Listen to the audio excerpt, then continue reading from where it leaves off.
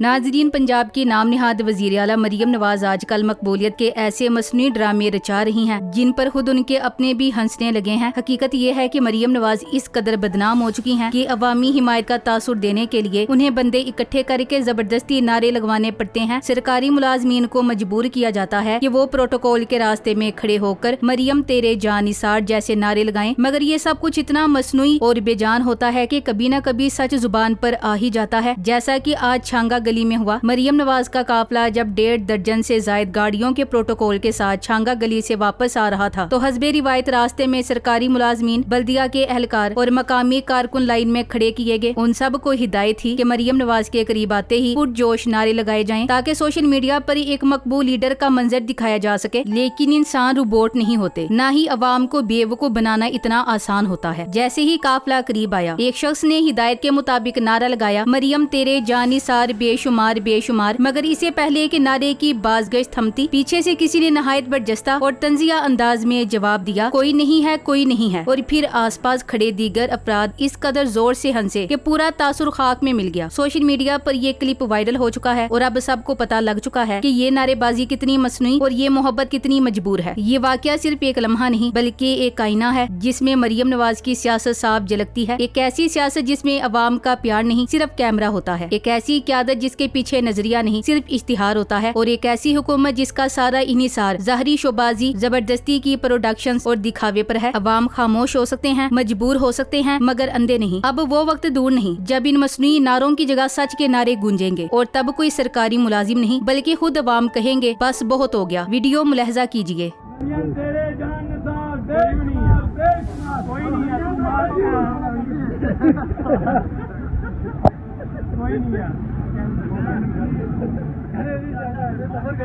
चाचा नाम जी उन्हें तेन पूछा भी नहीं, तुझे कहना मेरी भतीजी है। ये ना करा चाचा दो देवता दा वोट ना हो।